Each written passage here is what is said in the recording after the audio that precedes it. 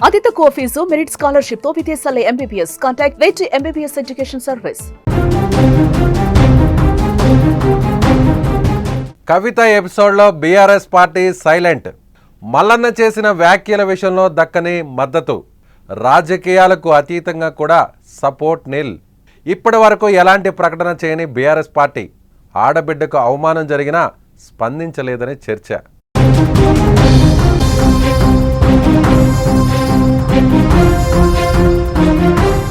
కేసీఆర్ కుమార్తె కవిత ఒంటరయ్యారా? BRS party పూర్తిగా పక్కన పెట్టేసిందా? మల్లన్న వ్యాఖ్యలు ఆఫీస్పై దాడి ఘటన తర్వాత ఈ విషయంపై మరింత క్లారిటీ వచ్చేసిందా? ఇంటి ఆడబిడ్డపై అనుచిత వ్యాఖ్యలు చేసిన బీఆర్ఎస్ స్పందించకపోవడం వెనుక అర్థమేంటి? రాజకీయాలకు అతీతంగా వ్యక్తిగతంగా బీఆర్ఎస్ నాయకులు కవితకు ఎందుకు అండగా నిలబడలేదు? ఇదే చర్చ ఇప్పుడు రాజకీయాల్లో హాట్ టాపిక్గా కొనసాగుతోంది. బీసీలతో కవితకు ఏంటి సంబంధం అంటూ మాట్లాడే సమయంలో ఆమెపై తీన్మార్ మల్లన్న వివాదాస్పద వ్యాఖ్యలు చేశారు. అవి ఆమె వ్యక్తిత్వాన్ని కించపరిచేలా ఉన్నాయని తెలంగాణ జాగృతి కార్యకర్తలు క్యూ న్యూస్ ఆఫీస్పై దాడి చేశారు. అక్కడ పెద్ద రచ్చే జరిగింది. మల్లన్న గన్మెన్లు కూడా 5 రౌండ్లు కాల్పులు జరిపారు. ఈ దాడి తర్వాత కవిత మల్లన్న ఒకరిపై ఒకరు ఫిర్యాదు చేసుకున్నారు. కానీ ఈ వ్యవహారంలో కవితకు బీఆర్ఎస్ నుంచి ఎలాంటి సపోర్ట్ దక్కలేదు. ఒక్క ప్రకటన కూడా రాలేదు. రాజకీయంగా కాకుండా కనీసం వ్యక్తిగతంగా అయినా సరే ఎవరైనా వచ్చి కవితను పక్కన నిలబడలేదు. ఈ వివాదంపై ఒంటరిగానే కవిత పోరాడుతున్నారు. కవిత బీఆర్ఎస్ నుంచి దూరంగా వెళ్ళలేదు. తమ నాయకుడు కేసీఆర్ అని చెబుతూ జాగృతి పేరట రాష్ట్రంలో వివిధ సమస్యలపై పోరాడుతూ తన కార్యకలాపాలు కొనసాగిస్తున్నారు. రాజకీయంగా కేటీఆర్ను విభేదిస్తున్నారు. అయితే బీఆర్ఎస్ నేతలు మాత్రం ఆమెను దూరంగా పెట్టారు. ఆమె గురించి పట్టించుకోవడం లేదు. ధర్నాలు చేసినా, ఆందోళన కార్యక్రమాలు చేపట్టినా ఎలాంటి మద్దతు లభించడం లేదు. కానీ ఇంటి ఆడబిడ్డపై అనుచిత వ్యాఖ్యలు చేసిన క్రమంలో కూడా బీఆర్ఎస్ నుంచి సౌండ్ రాకపోవడంతో ప్రతి ఒక్కరిని విస్మయానికి గురిచేస్తుంది. ఈ ఎపిసోడ్ కవిత ఒంటరి అనే క్లారిటీ వచ్చేసినట్లేదని రాజకీయ విశ్లేషకులు భావిస్తున్నారు.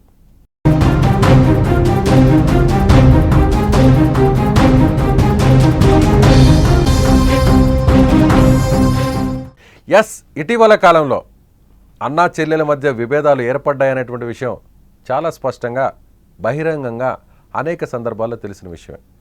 కవిత రాసినటువంటి లేఖ రాజకీయాల్లో ఒక పెద్ద దుమారాన్ని రేపింది. అయితే ఇప్పుడు కవితపై ఎమ్మెల్సీ తీన్మార్ మల్లన్న, ఎమ్మెల్సీ కవితపై ఆయన చేసినటువంటి వివాదాస్పద వ్యాఖ్యలు, దీనికి వ్యతిరేకంగా నిన్న క్యూ న్యూస్ కార్యాలయంపై తెలంగాణ జాగృతికి సంబంధించినటువంటి కార్యకర్తలు పెద్ద ఎత్తున దాడి చేశారు. ఈ దాడిలో మల్లన్న గన్మ్యాన్స్ గాల్లోకి 5 రౌండ్లు కాల్పులు జరిపారు. కొంతమంది అక్కడ ఫర్నిచర్ను దాడి చేయడంతో ఆ దాడిలో భాగంగా పగిలిన గాజు ముక్కలు గుచ్చుకొని చాలామందికి గాయాలయ్యాయి. సో దీనికి కౌంటర్గా నేరుగా మల్లన్న దీనికి కారకురాలు కవితే అంటూ ఆయన మీడియాతో మాట్లాడారు. వెంటనే స్పందించినటువంటి తెలంగాణ జాగృతి అధ్యక్షురాలు కల్వకుంట్ల కవిత నేరుగా శాసన మండలి చైర్మన్కు ఫిర్యాదు చేశారు. గుత్తా సుఖేందర్ రెడ్డి ఇంటికి వెళ్ళి ఘటన విషయంపై, ముఖ్యంగా తనను అవమానిస్తూ మాట్లాడినటువంటి మల్లన్న శాసన మండలి సభ్యత్వాన్ని రద్దు చేయాలంటే అపెక్స్ కమిటీకి కూడా ఫిర్యాదు చేస్తానంటూ ఆమె మీడియాతో మాట్లాడారు. ఈ విషయంలో మల్లన్నపై నేను ఏ రోజు ఎలాంటి వ్యాఖ్యలు చేయలేదు. మల్లన్న విషయాన్ని తాను ఎప్పుడు ప్రస్తావించలేదు. అలాంటి మల్లన్న తనను ఇలాంటి మాట్లాడడం ఏంటి, తనపై ఇలాంటి మాటల దాడిని చేయడం ఏంటి అంటూ ఆమె విమర్శించారు. నేను ఊరుకోను, ఆడపిల్లే కదా అని మౌనంగా ఉండబోను, అగ్గిరవ్వుగా మారుతాను. మల్లన్న వెనక ఎవరైనా ప్రేరేపించే వ్యక్తులు ఉన్నా సరే వాళ్ళకు కూడా నేరుగా చెప్తానంటూ కూడా ఆమె మాట్లాడారు. అయితే బీఆర్ఎస్ పార్టీలోనే కొనసాగుతున్నటువంటి స్వయాన కేటీఆర్ సోదరిపై కాంగ్రెస్ పార్టీ నుంచి సస్పెన్షన్కు గురై బయటకు వచ్చి బీసీ ఉద్యమం, ముఖ్యంగా బీసీ పార్టీ పెడతానంటూ ప్రకటన చేసినటువంటి తీన్మార్ మల్లన్న కేసీఆర్ మీద, కేసీఆర్ కుటుంబ సభ్యుల మీద, బీఆర్ఎస్ పార్టీకి సంబంధించినటువంటి నేతల మీద గత కొన్నేళ్లుగా విమర్శల దాడి చేస్తున్నటువంటి విషయం తెలిసిందే. అలాంటి తీన్మార్ మల్లన్నపై అనేక మంది బీఆర్ఎస్ పార్టీకి సంబంధించినటువంటి నేతలు కూడా ప్రతి విమర్శలు చేసిన విషయం కూడా తెలిసిందే. కానీ ఇప్పుడు మాత్రం ఏకంగా కవిత మీద అనుచిత వ్యాఖ్యలు చేసినటువంటి మల్లన్నని బీఆర్ఎస్ పార్టీ లైట్ తీసుకుందా? ముఖ్యంగా ఇటీవల కాలంలో బీఆర్ఎస్ పార్టీలో తన సోదరుడు వర్కింగ్ ప్రెసిడెంట్ కేటీఆర్తో విభేదించినటువంటి కవితను ఇప్పుడు టార్గెట్ చేస్తుందా? కవిత పలు దఫాలుగా తెలంగాణ జాగృతికి సంబంధించినటువంటి వేదిక ద్వారా అనేక నిరసన కార్యక్రమాలు చేపడుతూ ప్రభుత్వానికి వ్యతిరేకంగా ధర్నాలు చేస్తున్నా కూడా బీఆర్ఎస్ దీని మీద ఎలాంటి ప్రకటన కానీ ఎలాంటి వ్యాఖ్యలు కానీ అటు మద్దతు కానీ లేదంటే విభేదించడం కానీ ఇప్పటి వరకు చేయలేదు. కానీ ఇప్పుడు తాజాగా చివరాఖరకు బీఆర్ఎస్ పార్టీ కాదు, పార్టీని పక్కన పెట్టినా కూడా రాజకీయాలకు అతీతంగా వ్యక్తిగతంగా అయినా సరే బీఆర్ఎస్ పార్టీకి సంబంధించినటువంటి నాయకులు శ్రేణులు కేసీఆర్ కుమార్తె, సాక్షాత్తు కేసీఆర్ కుమార్తె, కేసీఆర్ కోసం కేసీఆర్ పార్టీ కోసం జైలుకు వెళ్ళి వచ్చినటువంటి ఒక ఆడబిడ్డకు ఎందుకు మద్దతు ఇవ్వడం లేదు, ఎందుకు సపోర్ట్ చేయడం లేదు, ఇలాంటి పరుష పదజాలంతో అనుచిత వ్యాఖ్యలు చేసినా కూడా ఎందుకు ఖండించలేదు అనేటువంటి ఒక చర్చ రాజకీయ వర్గాల్లో పెద్ద ఎత్తున నడుస్తుంది.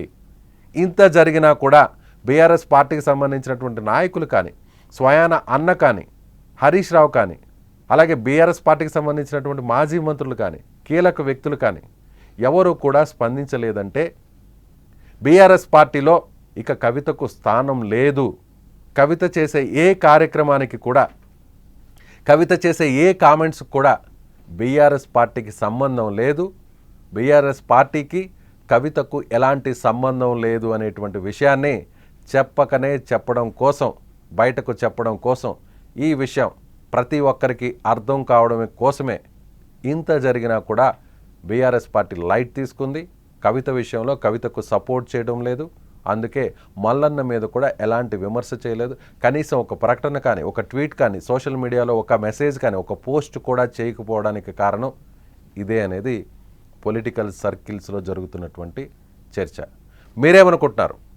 కవిత ఇప్పుడు ఒంటరి అయిపోయిందా? ఖచ్చితంగానే కవితకు పార్టీలో స్థానం లేదా? బీఆర్ఎస్ పార్టీ పూర్తి స్థాయిలో కవితను పక్కన పెట్టేసిందా? కవిత రాసినటువంటి లేఖ తర్వాత, కవిత చేస్తున్నటువంటి ఎదురు దాడి తర్వాత బీఆర్ఎస్ పార్టీ ఇకపై కవితను సపోర్ట్ చేసే అవకాశమే లేదా? మళ్ళీ కుటుంబం కలిసే అవకాశమే లేదా? బీఆర్ఎస్ పార్టీలోకి తిరిగి మళ్ళీ ఆమె స్థానం పదిలమయ్యే అవకాశం లేదా? మీరేమనుకుంటున్నారు? మీ అభిప్రాయాన్ని కామెంట్ బాక్స్లో తెలియచేయండి.